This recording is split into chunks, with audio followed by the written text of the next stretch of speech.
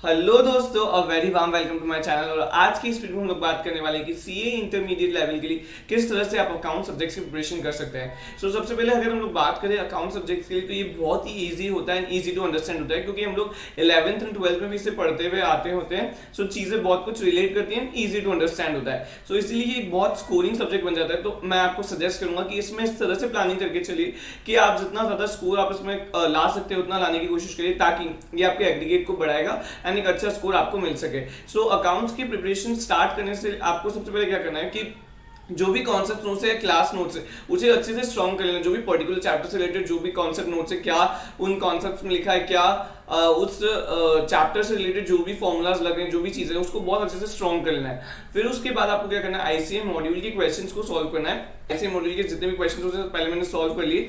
फिर question solve करते करते सबसे फर्स्ट टाइम जब हम लोग क्वेश्चन सॉल्व करते हैं तो ये देख लेना है कि कौन सा क्वेश्चन बार बार रिपीट हो रहा है या उसी पैटर्न का क्वेश्चन है। तो जो पैटर्न का क्वेश्चन है उसको काट देना है, मतलब जो सेम क्वेश्चन जो उन्हें सेम क्वेश्चन, क्योंकि आईसीएम मॉड्यूल में कई बार ऐसे है कि बहुत सारे क्वेश्चन जो है वो रिपीटेटिवली दिए हुए हैं। सो वैसे क्वेश्चन को काट लेना है एंड जो इंपॉर्टेंट क्वेश्चन लग रहा है या जो क्वेश्चन जो पॉइंट में आपको प्रॉब्लम लग रही है, डाउट लग रहा है, उसको एक स्टार मार्क कर लेना है कि ये इस चीज में प्रॉब्लम है और ये पॉइंट नया है इस क्वेश्चन में है। सो इस तरह से आपको क्वेश्चंस की प्रैक्टिस करनी है। फिर ये क्वेश्चन जब आपके हो जाए देन आप स्कैनर्स का यूज कर सकते हैं और पास्ट ईयर्स के आरटीपीज एंड एमटीपीज से रिलेटेड जो भी क्वेश्चंस है वो सॉल्व कर सकते हैं। सो इस तरह से आप क्वेश्चंस और उसका प्रैक्टिस कर सकते हैं। अब आता है रिविजन कैसे करना है। तो जब हम लोग रिवाइज करेंगे तो रिवीजन के टाइम पे आपको ये जरूर ध्यान रखना है कि आप क्या करेंगे कि जो हमारे अकाउंट्स में जो क्वेश्चंस है, सबसे पहले उसको सॉल्व करने से पहले कॉन्सेप्ट नोट्स जो भी है चैप्टर से रिलेटेड उन्हें अच्छे से स्ट्रॉन्ग कर लेंगे कि क्या कॉन्सेप्ट्स है, क्या फॉर्मूलाज लग रहे हैं, वापस से एक बार अच्छे से रिवाइज कर लेना है, गो थ्रू कर लेना है। जितनी बार आप ज्यादा उन्हें अच्छे से स्ट्रॉन्ग करेंगे, पूरा क्वेश्चन जो है फिर वो सब उसी पे बेस्ड होता है,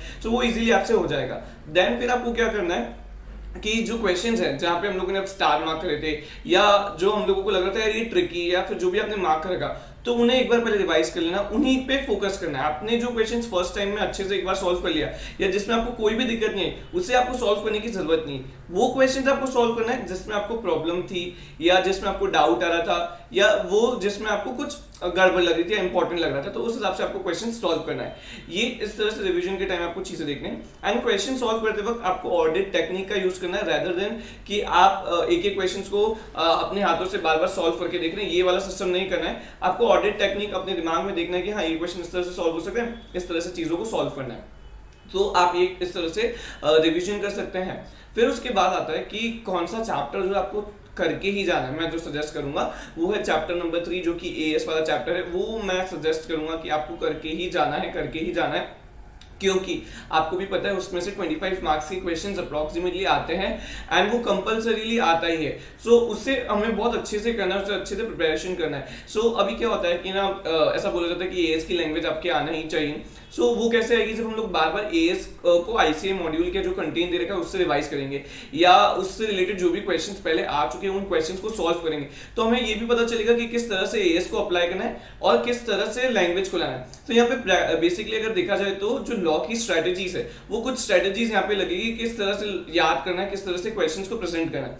एएस में आपको बहुत अच्छे से ये प्रैक्टिस करके जाने हैं कि हमें अपने आंसर्स को किस तरह से प्रेजेंट करना है। एएस का नंबर आएगा, फिर उसके बाद एएस की हेडिंग आएगी, फिर उसके बाद जो भी कंटेंट है उसका कंटेंट लिखेंगे, फिर उसके बाद फैक्ट्स से रिलेटेड जो भी केस में दे रखा है वो लिखेंगे, उसके बाद कंक्लूजन जो भी रिलेट करता हुआ उस एएस को और जो भी हमारा मतलब क्वेश्चन है उसमें जो भी प्रॉब्लम है उस प्रॉब्लम्स को डील करते हुए हम लोगों को आंसर कंक्लूड करके देना है। सो इस तरह से हम लोगों को एएस को अप्लाई करना है, उस एएस के आंसर्स लिखना है और आईसीएम मॉड्यूल के पीछे के जो एएस के क्वेश्चन है वो जरूर करके जाना है, इलस्ट्रेशन जरूर करके जाना है, वो बहुत इंपॉर्टेंट होते हैं।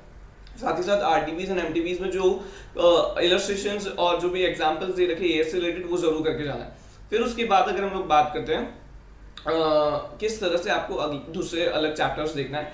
सो आपको स्टार्ट करना है, जो चैप्टर्स इजी है, आपको इजीली हो जाते हैं, आपको समझ में आते हैं, वो चैप्टर्स को आपको पहले पढ़ना है, वो चीजों को समझना है। यानी आप बेसिकली देखा जाए तो एबीसी कैटेगरी को यूज कर सकते हैं और उसके अकॉर्डिंगली चीजों को कर सकते हैं। और जिस चैप्टर्स में आपकी कमांड अच्छी हो चुकी है फिर उन चैप्टर्स को देखना है जिसमें आपको लगता है यार थोड़ी और प्रैक्टिस की जरूरत है, थोड़ी और चीजें मुझे स्ट्रॉन्ग करने की जरूरत है, फिर वो चैप्टर्स आपको करना है। सो इस तरह से आपको अकाउंट्स में प्रिपरेशन करनी है। और अकाउंट्स का जो पेपर होता है वो थोड़ा सा इजी तो आता है बट लेंदी आपको लगता है, तो आपको उसकी प्रैक्टिस जरूर करना है। टाइम मैनेजमेंट उसमें आना चाहिए कि किस तरह से, क्योंकि कैलकुलेशंस भी होते हैं। और प्रेजेंटेशन की बात करें तो अकाउंट्स में आपको जो कॉलम्स है वो जरूर बनाना पड़ते हैं अगर आपके पास टाइम हो तो, और अगर नहीं हो तो फिर आपको सिर्फ रफली भी अगर आप चाहें तो बना सकते हैं। तो इस तरह से आप अकाउंट्स वगैरह की प्रैक्टिस कब हो पाएगी, जब आप एक बार मॉक टेस्ट लिख के देखेंगे। तो एक दो मॉक टेस्ट आपको जरूर दे के देना है। सो इस तरह से अगर आप अकाउंट्स की प्रिपरेशन करते हैं तो आप बहुत हद तक चीजों को कर पाएंगे एंड एक बहुत अच्छा स्कोर अकाउंट्स में लेके आएंगे। तो इस वीडियो में आपको बहुत कुछ हेल्प हुआ होगा कि किस तरह से आप अकाउंट्स की प्रिपरेशन कर सकते हैं।